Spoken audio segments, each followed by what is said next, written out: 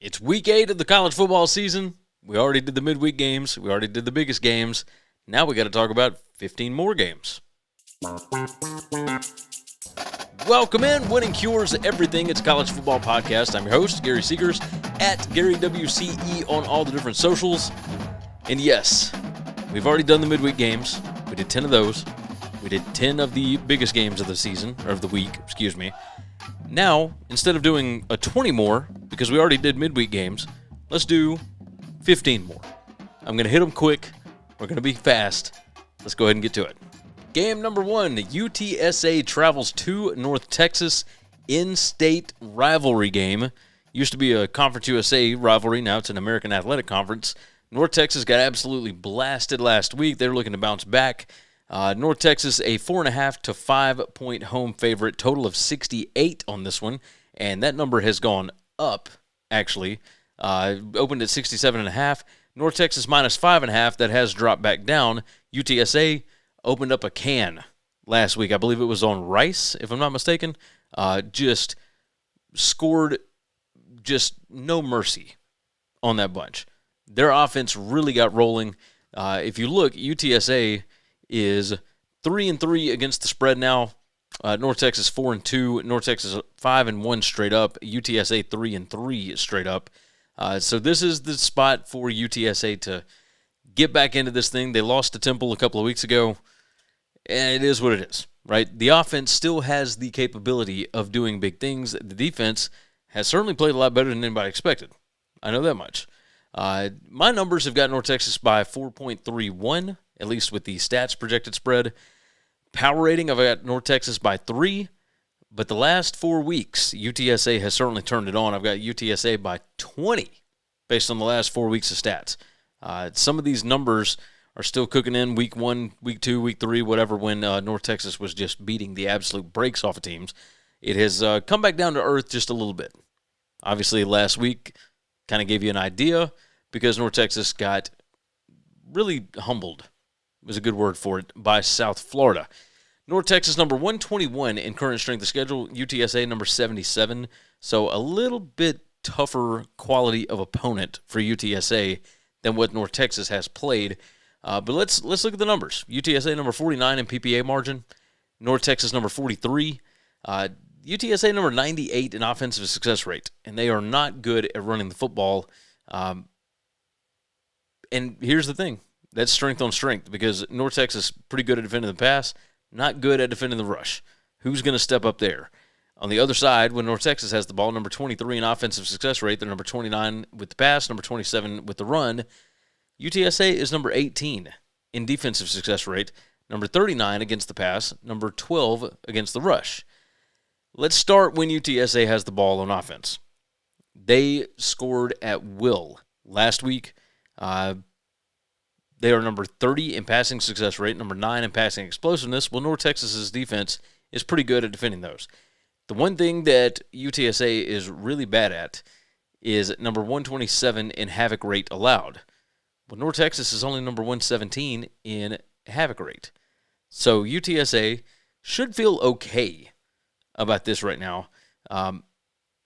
UTSA running the football, number 29 in PPA per rush, number 21 in rushing yards per rush. When North Texas is number 106, number 72 in those.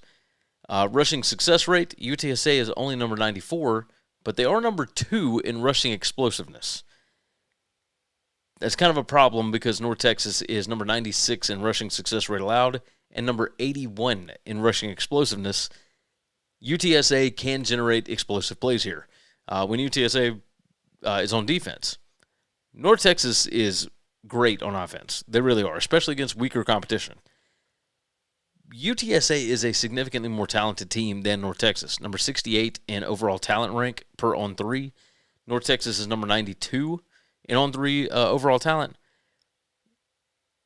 North Texas is number 33 in PPA per pass, number 47 in yards per pass attempt, number 31 in QBR. UTSA's defense, number 77 in PPA allowed per pass, number 112 in yards allowed per attempt, number 122 in QBR. If North Texas wants to take advantage of this team, it's got to be through the air. Because running the ball, UTSA's defense is number 12 in rushing success allowed. They are number 18 in offensive line yards allowed, number 15 in stuff rate.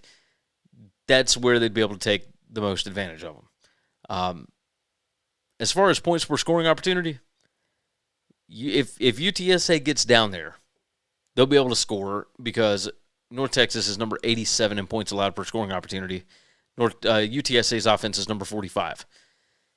On the other side, North Texas is number 17 in points per scoring opportunity. UTSA's defense is number 118. Both of these teams will be able to score.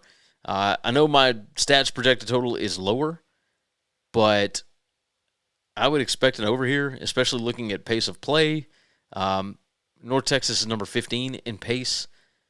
Maybe my number is lower because of the pace of play for UTSA. The number 82. I thought it was higher than that.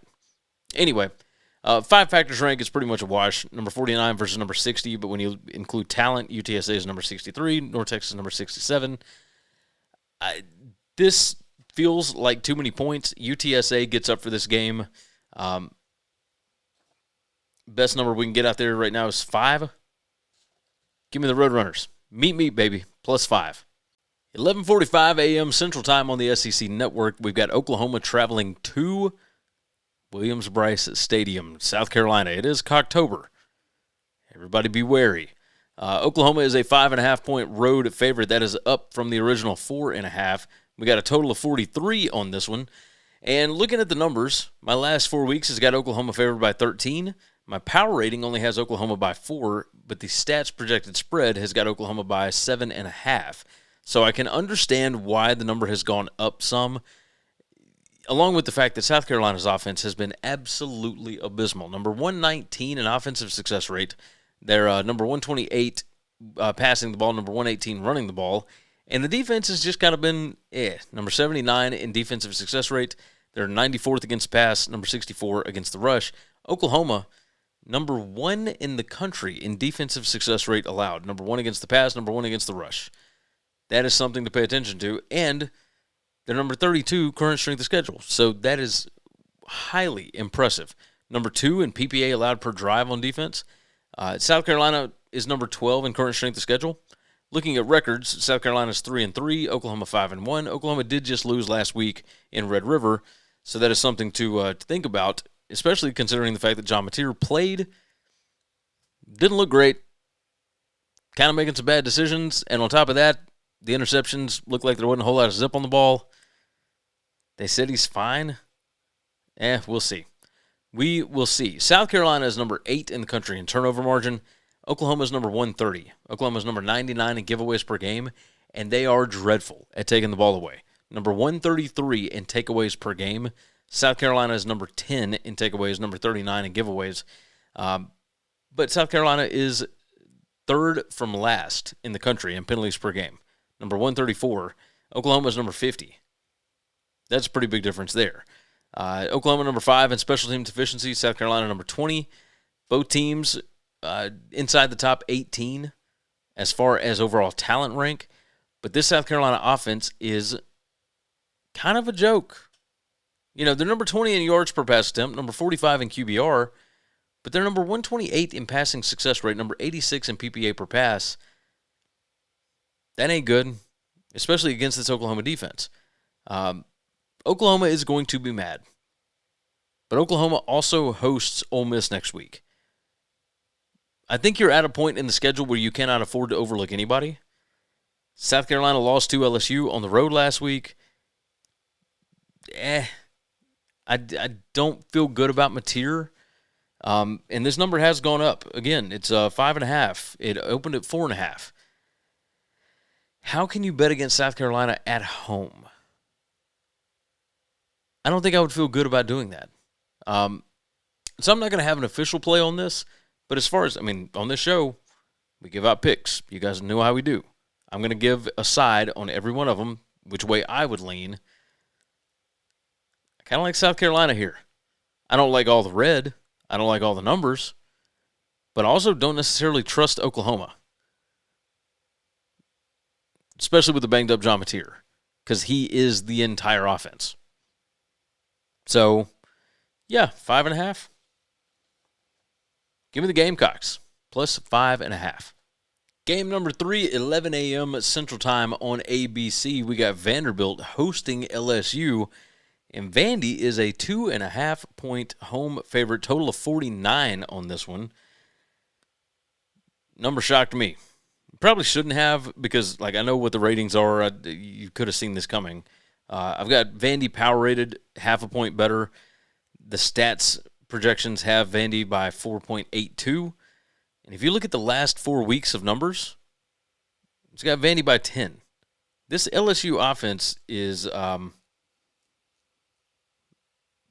good. That might be putting it mildly, really. They're terrible running the football. They can at least throw it a little bit. They're number 21 in pass rate, so they throw the ball over 56% of the time. They're number 27 in passing success rate, so Vandy is number 70 in that on defense. But yards per pass attempt, LSU is number 89. Vandy's defense is number 52. And PPA per pass, that's predicted points added per pass, LSU is number 56. Vandy is number 108. Vandy is good at defending the run. How much is LSU going to run? Can you just go with an empty set most of the time? I mean, Garrett Nussmeier would be running for his life at that point, but, we'll see. 5 factors rank. Vanderbilt is still one of the most efficient teams in the country, number 5 in the country, and 5 factors rank. LSU is number 13. Crazy. Vanderbilt number 7 in first half point margin. LSU is number 110. LSU has not played well to start games, so that is something to pay attention to, especially considering the fact that Vanderbilt is coming off of a bye. On the other side, it is strength on strength. Vanderbilt number 2 in the country in offensive success rate. They're number 1 passing the ball, number 7 rushing the ball. LSU is number 30 in defensive success rate, number 25 against the pass, number 45 against the rush. LSU is, Vanderbilt is going to want to run the football. They run the ball 51% of the time. They're number 7 in rushing success, like I mentioned, number 12 in offensive line yards, number 31 in stuff rate. They are number 3 in yards per rush. LSU's defense, number 20 in yards allowed per rush, number 45 in rushing success allowed, number 23 in rushing explosiveness allowed, number 54 in offensive line yards allowed, and number 78 in stuff rate. So that part's not good. Throwing the football, Vandy's pretty good at that too. Number 8 in PPA per pass. LSU's defense is number 20. You look at this and you immediately think, you got to go with LSU. They're so much more talented, right? And LSU is number 5 in On3's overall talent rank. Vandy is only number 59. But you start diving into position groups, and, there's a few spots here and there that it's okay. Vandy's offensive line is number 30. Well, LSU's defensive line is number 6. I still kind of like Vandy's offensive line. Vandy's defensive line is 48th. Well, LSU's offensive line is 17, but they can't run the ball. And they're number 115 in yards per rush. Number 114 in rushing success. 129 in offensive line yards. I don't understand it. Both of these teams are outside the top 85 in penalties per game. Both of them, they're top 50 in turnover margin. LSU is number 81 in giveaways per game. Vanderbilt is number 39 in giveaways per game.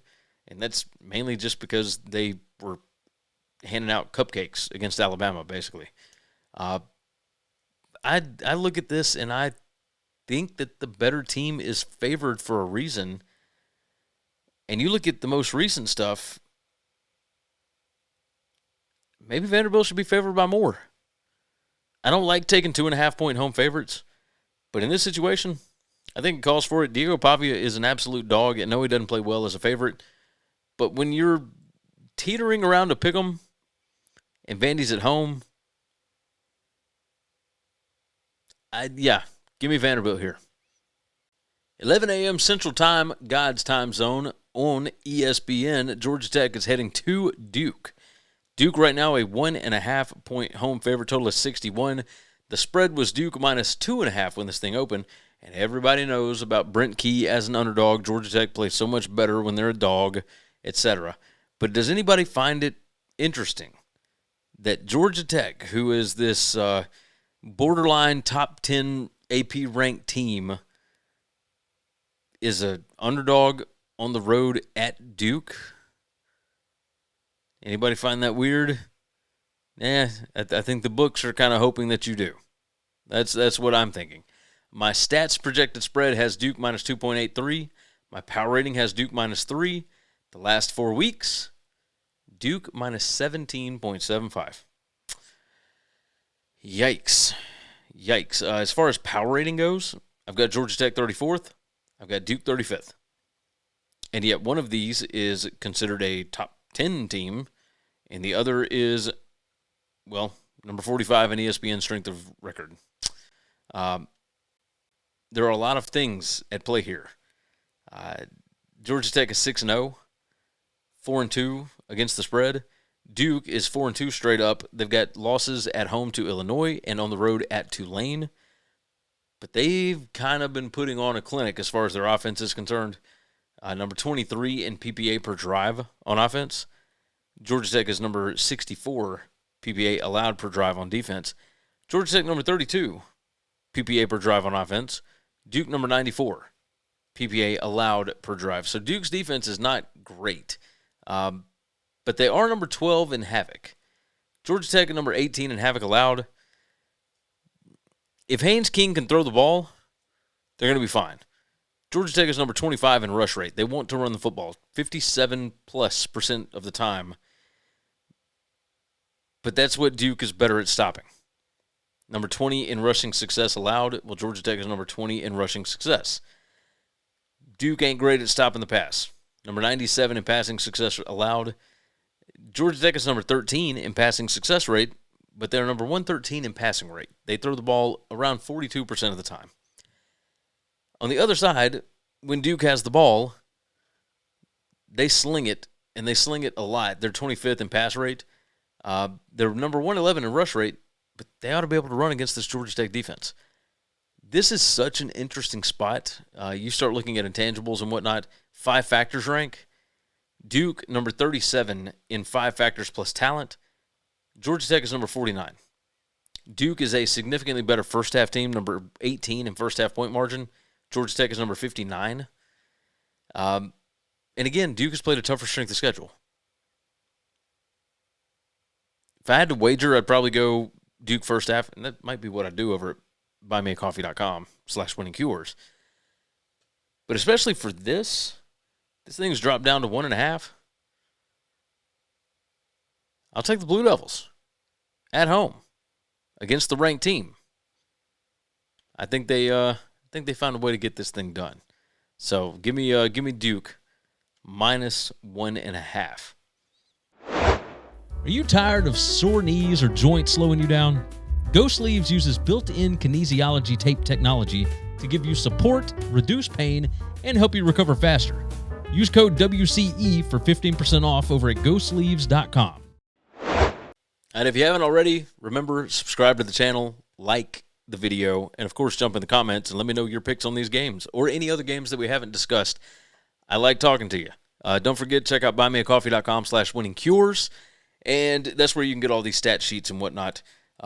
We got to go faster. Took a long time on those first 4. These are supposed to be quick hitters. I love talking about college football. Y'all know how this works. Missouri goes to Auburn. 6:45 p.m. Central Time on the SEC Network, and boy, Auburn has just been through it. Absolutely through it. They thought that they should, well, I don't know one way or the other, but I know this. They feel like there is a conspiracy afoot with these SEC officials. We'll see. Hopefully this game doesn't come down to a bad call. Missouri is a 1.5-point road favorite. Isn't that crazy? Missouri favored in Jordan-Hare at night. Boy, that feels weird. Total of 43.5 on this. It has shifted. It was Auburn minus 2.5. 44.5 was the total. That's come down a little bit. So now Missouri is your favorite. I've got Missouri favored by 8 based on the last 4 weeks of stats. I've got Auburn power rated 2.5 points better. My stats projected spread has Missouri favored by 2.32. So we're looking at a score around 28 to 25.5. in favor of Missouri as far as the stats projected spread. Auburn's offense cannot throw the football. I mean, at number 66 in pass rate, they throw it 48% of the time, but they are number 111 in yards per attempt. They are number 99 in QBR, number 125 in passing success rate, and number 114 in passing explosiveness. Missouri's defense is top 15 in all those. I mean, what do you expect them to do? Auburn can run the football a little bit. Number 26 in PPA per rush, number 53 in yards per rush. Missouri's defense is also really good at that. Missouri is number 7 in PPA margin, number 8 in offensive success rate, number 7 in defensive success rate. Like, this is just a pretty good Missouri team. They're number 106 in special teams efficiency, though. Auburn is 78, so there's a slight advantage there. Auburn number 11 in overall team talent. Missouri number 14. And when Missouri has the ball, they should be able to throw it a little bit on this Auburn defense. I do not expect them to be able to run it. And if they cannot run it, then you got to bank on Bo Pribula to be able to throw it without turning the ball over, etc. I don't know how much I trust that. It's not that Auburn's good at takeaways. Both of these teams are number 106 in takeaways per game. Auburn is number 134 in penalties per game. Missouri is number 20 in penalties per game. Missouri had that Alabama game in their grasp last week and let it slip away.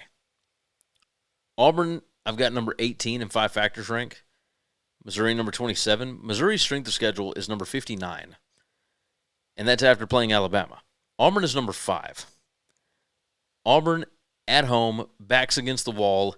They are 3-3. They are 2-3-1 against the spread. This is a big-time shot for this team. I have picked against them all year. I'm not going to do it here. Give me the Auburn Tigers. Now they're a home dog on a Saturday night in Jordan-Hare, and it's not to Georgia or Alabama or something like that. These are the kind of games that they come out and find a way to win. I fully expect them to do that here. Give me Auburn plus 1.5. 2:30 p.m. Central Time on CBS. Ohio State heads to Camp Randall. And what a disaster this Wisconsin football season has been. They are number 9 in current strength of schedule, so you would expect them to have a bad record. The 2-4 is not indicative of exactly how bad this team is. Oh my goodness. Number 114 in PPA margin. Ohio State is number 2 in that. Ohio State number 3 in ESPN strength of record. Wisconsin number 87. Wisconsin got beat by Iowa 37-0 last week. And if you can't score on Iowa, what makes anybody believe that you're going to be able to score on Ohio State? This number is Ohio State minus 25.5 all the way up to 27.5 and every number in between, depending on what book you try and get it at right now. The total is 41.5. That has come down from 42.5. I guess there is a part of me that understands why, because it's almost an auto bet, right? You have a really low total, lower than 45, and then you have an almost 4 touchdown spread. So you would be, I mean, any number could get you within 27.5. The issue that I have here is that Wisconsin is number 131 in the country in offensive points per game. 15.5 points per game. Again, if you cannot score on Iowa, even at home, how would you expect to score on this version of Ohio State? This Ohio State defense is incredible. Number 1 in defensive red zone conversion percentage. They are number 3 in points allowed per scoring opportunity. Number 5 in points allowed per scoring opportunity, which Wisconsin's offense is number 134 in that. So they can't finish drives, and they're going up against a defense that doesn't like people to score on them. First half point margin, Ohio State just kind of plays with their food in the first half. Wisconsin says, okay, cool, play with us. Number 133 in first half point margin. Wisconsin gets shellacked in the first half. 5 factors rank. I don't think I've ever seen a power conference discrepancy like this. Number 3 for Ohio State. Number 109 for Wisconsin in 5 factors. That's outrageous. Points per play margin, Ohio State number 1, Wisconsin 123. And here's the crazy part. Wisconsin is number 32 in the country in overall talent rank. They got guys that got stars next to their name. But this coaching job by Luke Fickell has been atrocious. I feel like Ohio State could name their score. My power rating has Ohio State by 20. My stats projected spread has Ohio State by 26-ish. But my last 4 weeks has Ohio State by 42.6. Wisconsin is regressing. They're getting worse every week. And Ohio State appears to be getting better. Best number that I can get is 25.5. Give me the Buckeyes. I'll take Ohio State here. Even on the road, this team is a Goliath. And Wisconsin is less than David. Staying in the Big Ten, 2:30 p.m. Central Time on Peacock. That's right, you need your streamer for this one. Indiana hosting Michigan State, who just got run out of their own stadium by UCLA last week. Indiana, a 26.5 to 27.5 point favorite, depending on the book. Total of 52.5 on this one. And let's look at what my numbers are currently. The last 4 weeks, I would only have Indiana favored by 15. But I have Indiana power rated by 20, almost 21. My stats projected spread has Indiana by 28.8. Now, 26.5 to 27.5. You start looking at some of these. One, there's not a good number out there for Michigan State. Number 105 in PPA margin. This team looks like a corpse at this point. I don't know how much fight is there. This is the perfect letdown spot if you're gambling. If you had a team on the opposite sideline that gave a rip, had any kind of pride about them, then you would absolutely bet against Indiana this week. Because they finally got their top 5 win. They went on the road to do it. They are the talk of the town. And I know that Curt Cignetti is one of those coaches that will have his players' attention all week. I understand that. I mean, they were ripping teams last year. What do they talk about? Like Coach Sig smokes them with no filters, basically. I mean, this dude is Sig Vicious is a dude. He's an absolute dude. But this is a perfect letdown spot. But when you start looking at these numbers, number 5 in PPA margin against number 105, Indiana's offensive success rate is number 3. Michigan State's is number 109. Michigan State's offensive success rate is number 84. Indiana's defensive success rate is number 3. This is kind of a name-your-score special kind of thing. Special teams efficiency, Indiana's bigger in that. Michigan State has a talent advantage. I mean, you couldn't tell me.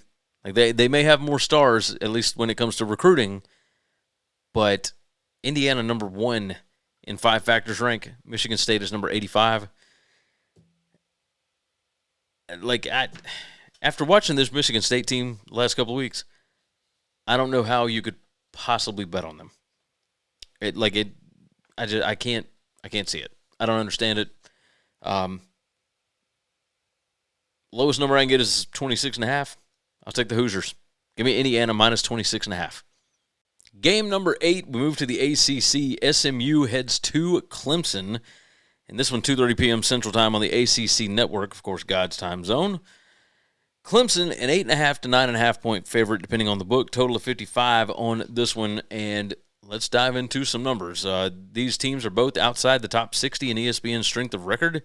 SMU 4-2 straight up, but they are 0-5-1 against the spread. Clemson 3-3 straight up, 2-4 against the number this year. We expected so much more out of, honestly, both of these teams. Neither has exactly lived up to snuff thus far. Both around top 30 talent profiles as far as the on-3 overall talent rank. Let me go on and tell you exactly what my numbers have. Last 4 weeks, I would have Clemson favored by 2.55. My power rating has Clemson by 5. My stats projected spread has Clemson by 4. And, I mean, you start looking into it, and it's so interesting. Because you have to wonder, why is Clemson favored by this many? And it's because SMU has not covered a spread. At some point, they're going to cover a spread. Clemson is not that good of a football team. The teams that they have beaten are awful. And I'm talking bad. Number 67 in current strength of schedule. SMU, number 104 in current strength of schedule. So the teams that they beat, they don't really care about playing. And the teams that they've lost to, and they don't quite get to that number. That's just the way it goes. They've lost to Baylor. They lost to TCU. And they were right there with Baylor. Like, they were right there.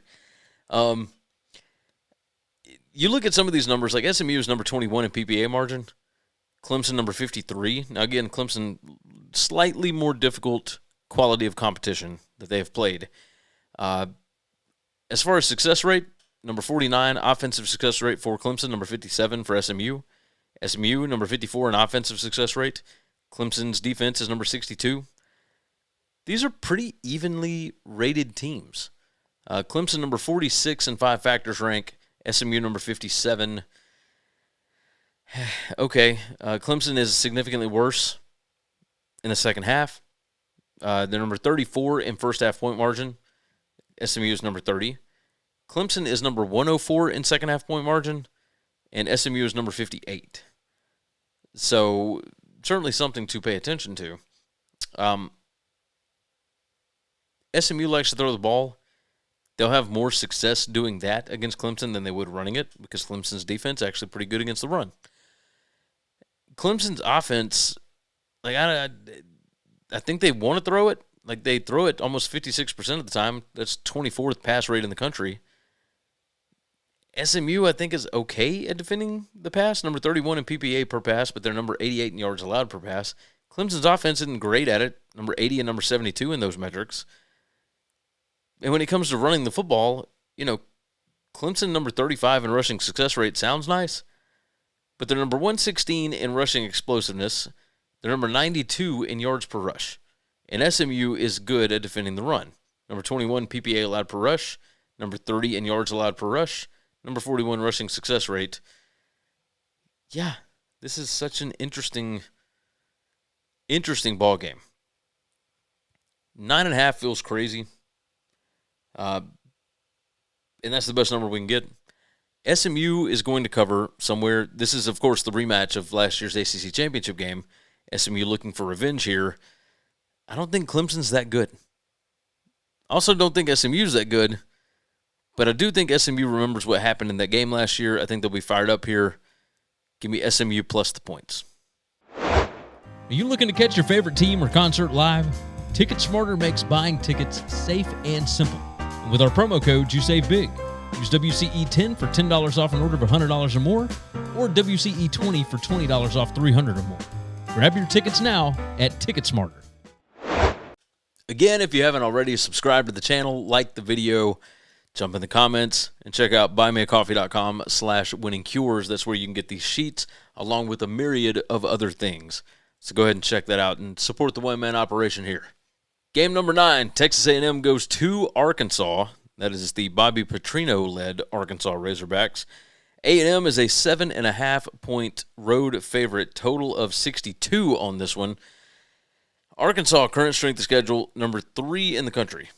A&M keeps going up a little bit, number 20, current strength of schedule. This A&M team's looking pretty good.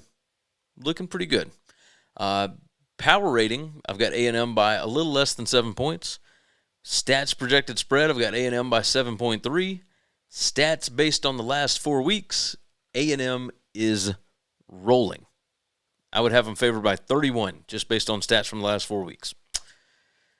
Jeez. Okay, this A&M defense, number 33 in PPA allowed per drive, but they are number 10 in defensive success rate. That Notre Dame game appears to be well in the mirror. Arkansas also played Notre Dame. Notre Dame beat them like a drum. Now, we're not going to do the whole, my mind's going blank,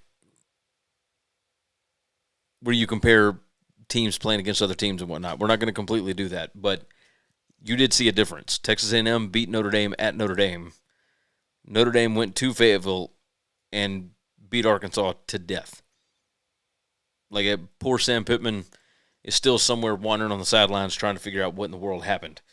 A&M is a good football team, and the crazy thing is they haven't exactly had to deal with getting beat up a whole lot or anything like that.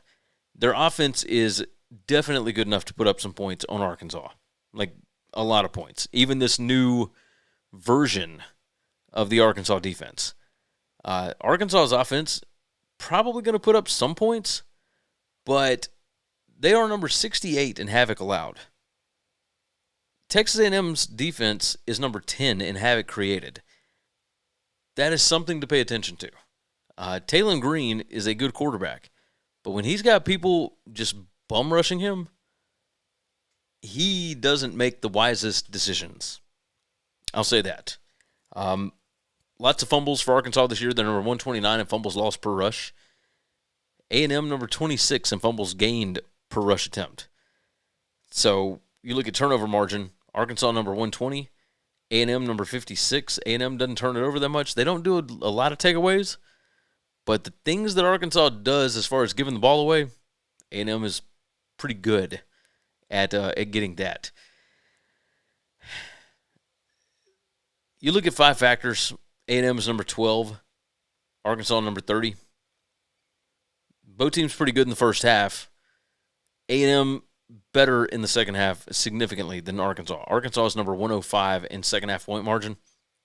I think Petrino is going to have some stuff drawn up for Mike Elko. But I don't think they're going to be good enough to stay within 7.5 points. I mean, this line feels kind of crazy. A&M, I believe, is a significantly better team than Arkansas. So I will side on the last 4 weeks numbers more so than that interim coach bump that, Petrino almost pulled an upset last week in Knoxville. So give me Texas A&M minus 7.5 on the road here. Game number 10, and we go to the American for this one. 3 p.m. Central Time on ESPN2. Memphis goes to UAB, and that is top 25 ranked Memphis Tigers. They are a 21 to 21.5 point favorite, depending on the book, on the road. Total of 63.5 on this. I've got Memphis favored by 19. I've got Memphis power rated by 16 points better. In the last 4 weeks' numbers, I would have Memphis favored by about 14.5 here. But the number has gotten crazy. And it's gotten crazy, one, because Memphis is currently 6-0 against the spread. They have covered every number. They just keep on doing it.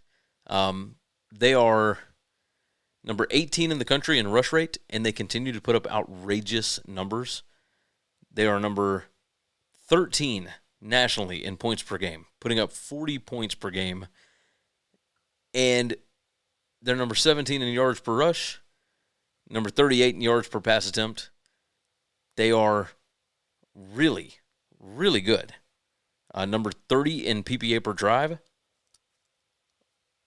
They are going to put up a ton of points on this UAB defense. The issue here is that Trent Dilfer got fired. That's UAB's former, now coach. And what does that interim coach bump look like? What are we going to get here? I have no idea. Like we kind of thought the same thing with Arkansas last week. I thought Tennessee would come out and smoke them, and they certainly had the chance to in the second half. Arkansas put together some late drives, got that thing back to within 3. It was a lot tighter than maybe it should have been. UAB does not have the kind of players that Arkansas does. Arkansas still has a top 30 talent roster. UAB overall talent rank is number 109. you start looking at position groups, their offensive line is number 114. Memphis' defensive line is number 29. Memphis' offensive line is number 47. UAB's defensive line is 114. Memphis is going to run the ball all day. UAB may not have the ball very much. So UAB's offense, I do think that they could put up some points on Memphis' defense. But it may not be very much at all. Now, Memphis does have a huge game against South Florida next week. That is certainly something to pay attention to. But this is the kind of team, when you're running the football and you can run it on a team like this, you're not really looking ahead to anything. You're just trying to completely batter the person across from you, and that's what this Memphis attitude has been like with this football team. Memphis has covered every game so far this year. I'll take them to do it again. Like, I'm not betting on the interim coach for UAB. I'll tell you that. I don't think, even if you did get this bunch fired up, I don't think they're the same caliber as what Memphis has right now. So, best number I can get is 21. Give me the Memphis Tigers, minus 21 on the road at UAB. Game number 11, we move to the SEC and the SEC Network. 3:15 p.m. Central Time, the Mississippi State Bulldogs head down to Gainesville, Florida. They're going to take on the Gators and Coach Billy Napier. Florida, an 8.5 to 9.5 point home favorite, depending on the spot. Total of 51.5 on this one. 8.5 to 9.5. I mean, it's come down a little bit at some spots. But then I think there's also like a 10 out there that I just saw. Like, I wrote these down not that long ago. And I think I just saw a 10 pop.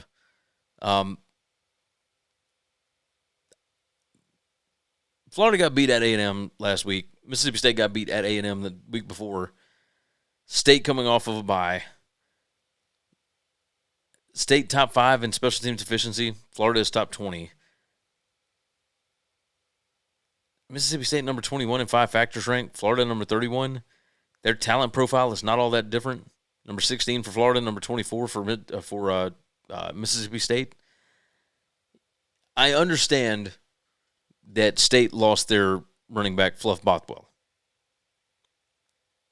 But running back in this offense, how, I would say how important, but I guess, and the Mississippi State is number 24. That Browse offense does rely on their running backs quite a bit. But you're telling me that there's not a single other running back that can generate some of the production that Fluff Bothwell did? I mean, he was a transfer in from South Alabama. He has been really, really good. But I mean, we're talking about, my numbers have Florida stats projected, Florida by 2.6.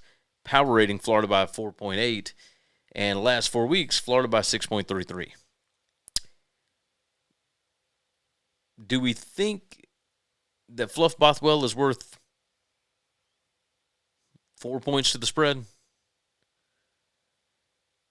I don't know if I buy that.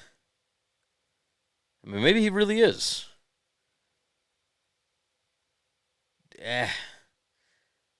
Okay, so here's what we're going to do. Florida's defense is pretty good, right? They are number 22 in defensive success rate allowed.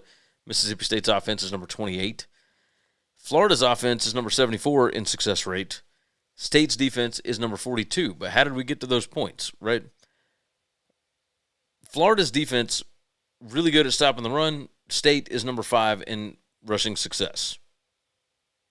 So Florida can defend what State does best, especially considering State has lost Fluff Bothwell.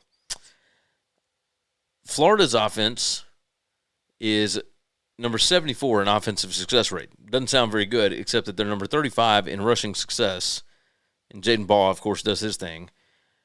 And State is number 42 in defensive success allowed, but they are number 72 in rushing success allowed. A lot of this stuff kind of lines up for Florida. And while I initially, if this thing was 10, I probably would have taken Mississippi State. But at 9.5, or 8.5, for purposes of the show, I will take Florida minus 8.5. I do not feel great about it.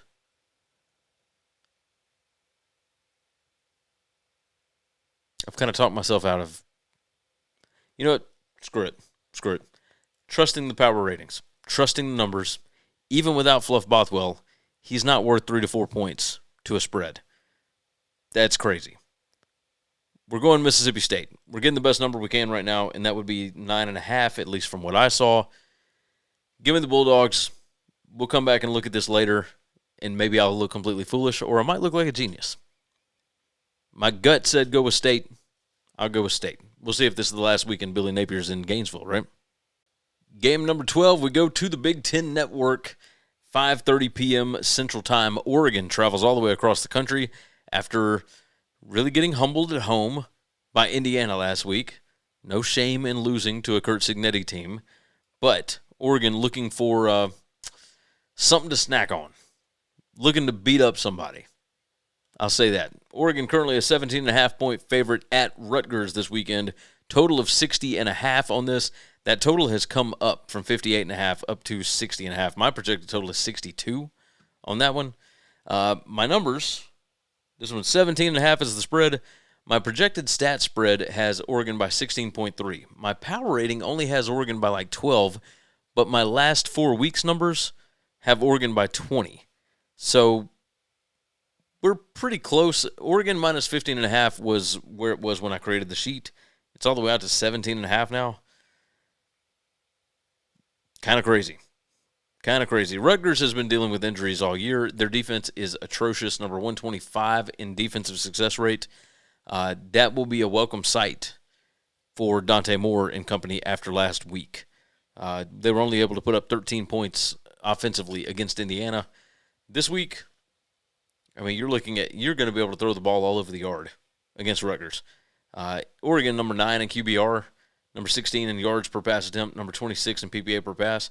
Rutgers defense, number 125 in PPA allowed per pass, number 110 in yards allowed per attempt, number 102 in QBR allowed, number 133 in passing success rate allowed.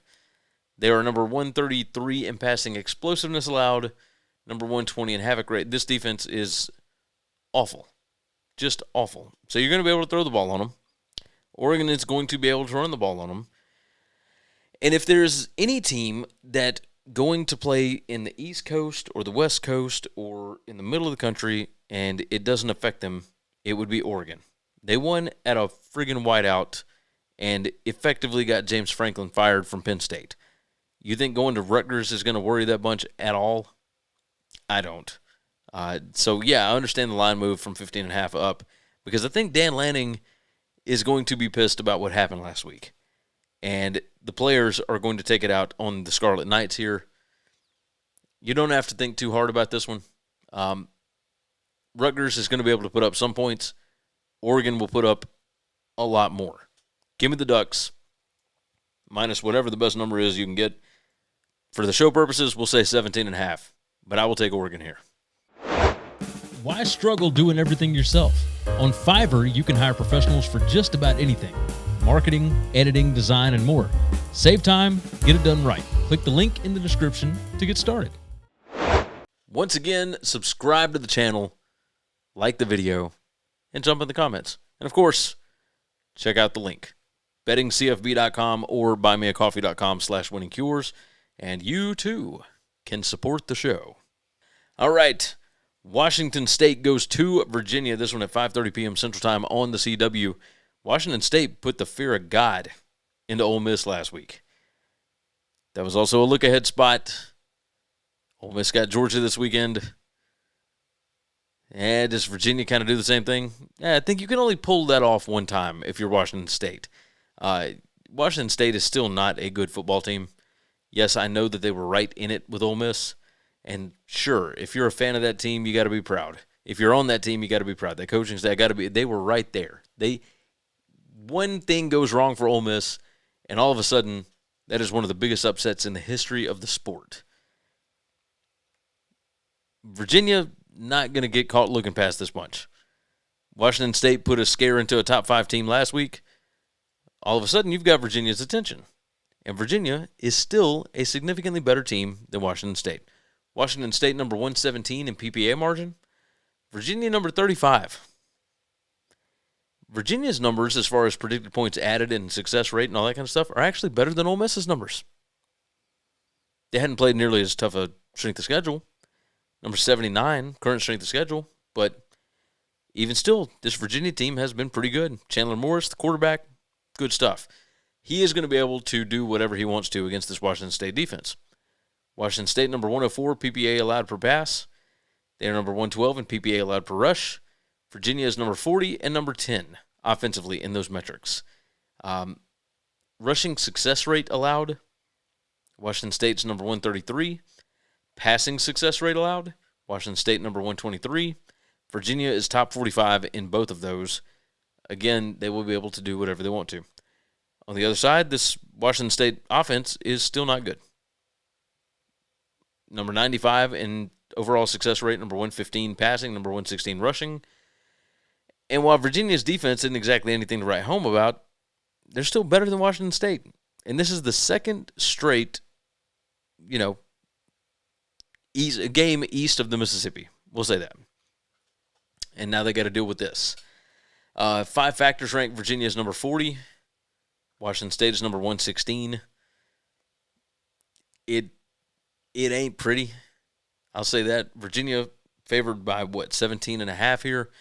I've got them favored by 17.7. Power rating, Virginia by about 14. And my last 4 weeks numbers have Virginia by 19.22. I think this is kind of a letdown spot for Washington State. And now it's got Virginia's attention. They're going to come out guns blazing. I would almost like a first half play on Virginia. But because on this show we pick full game, we're going with the side. Let's go Virginia minus 17.5. Pitt goes to Syracuse, 6:30 p.m. Central Time on the ACC Network. Pitt is anywhere from a 10.5 up to an 11.5 point favorite. You can also get an 11 out there, total of 54.5 on this one. So the line has come down a little bit. My calculations on this are interesting. The last 4 weeks' numbers would have Syracuse favored by 5. My power rating only has Pitt by 3, 2.5-ish. Projected stat spread for the full season has Pitt by 6.15. And now Pitt is favored by 11.5. Now, part of this is the fact that Syracuse's quarterback, Steve Angeli, is out for the season. Torn Achilles, done for the year, etc. Pitt just went to Florida State. So this is certainly a letdown spot. There's also a discrepancy as far as current strength of schedule. Syracuse 19, Pitt has played the number 94 current strength of schedule. This is yet another road game. Before the win in Tallahassee, Pitt was 1-9 against the number in their last 10 road games. They don't do well in those spots. And here they are a road favorite of anywhere from 10.5 to 11.5. Now, I kind of understand it because Syracuse cannot run the football, but they also don't try to run the football. And Pitt is really good at defending the run. They got great linebackers, by the way. Pitt's linebackers, they are number 22 linebacking core in the country. Number 39 defensive line. Like they've got massive advantages over Syracuse. And now Pitt actually has people that can throw the football, which works out great for Cade Bell's offense. They're number 22 in PPA per pass. Syracuse's defense number 114. Number 32 in QBR. Syracuse number 88. Pitt throws the ball 56 plus percent of the time. And Syracuse is number 132 in pass rate defended, which means that opponents are throwing the ball on them 58% of the time. The reason that you would do that is because Syracuse has no chance of stopping it. So if we're expecting Pitt to just continue flinging it, and Pitt's defense stops the run and is pretty decent at stopping the pass, they're also great at havoc, number 18 in havoc rate. Syracuse number 125 in havoc allowed. If the quarterback is running for his life against this defense and the Pitt offense is slinging it around, I get why the line is bigger than maybe it should be. So with that said, I'm going to take another big road favorite. And I'm going to side with Nardog. Give me Pat Narduzzi. Pitt minus 10.5. Last game for us to discuss, and we're going to the ACC. This was a late one, 9:30 p.m. Central Time on ESPN. The Florida State Seminoles, 3 straight ACC losses. They are 1-10 straight up against the ACC since they decided to sue the conference. Not good. Mike Norvell just hanging on by a thread. Just hanging on. And now they have to go out west, and they are a 17.5-point road favorite with a total of 53.5. Anywhere from 17.5 up to 18 right now. No, the Stanford numbers do not look good. I understand that. Yes, the Florida State numbers do still look good. Much more so on offense. Number 13 in offensive success rate. They are still number 3 in PPA per drive on offense. But they are number 109 in giveaways per game. And the defense is less than stellar. Do I think Stanford is any good? No. They're number 116 in PPA margin. Florida State is number 14. But when you start breaking it down, now remember, these are season-long stats, okay? So you see a lot of red for Stanford. You see a lot of green for Florida State. Florida State number 11 in 5 factors rank. Number 11 in 5 factors plus talent. Stanford is number 126 in raw 5 factors, but number 90 in 5 factors plus talent. There's not a huge talent discrepancy. Stanford number 42. Florida State number 20. My stats projected spread has Florida State by like 15. My power rating has Florida State by 15.6. My last 4 weeks numbers, and that includes the 3 straight losses for Florida State, it has Florida State favored by less than a point. Is this the spot where Florida State wakes up, comes out, reasserts their dominance, all that kind of mess? Or are they feeling bad for themselves? They go out to Stanford. They go out to Palo Alto. Yeah, it's a different time zone. Things feel weird. We're playing really late at night. Like our body isn't used to being up this late. What's going on? Does Stanford kind of hang around? I think I might go with Stanford just kind of hanging around. Stanford was in a bad spot last week against SMU. Not so much this week. They're at home. I don't think you're going to have a lot of students at the game. But if you were ever going to get people from Stanford out for a game, it'd probably be against somebody like Florida State, especially when you think, like, hey, we got a shot. They've lost 3 in a row. So I'll trust the numbers here because I don't have a single number that gets you to 8.5 or 18 or 17.5. Stanford might surprise some people. I don't know that they'll beat them. Certainly don't think they will. God, could you imagine? That would absolutely end with Norvell gone.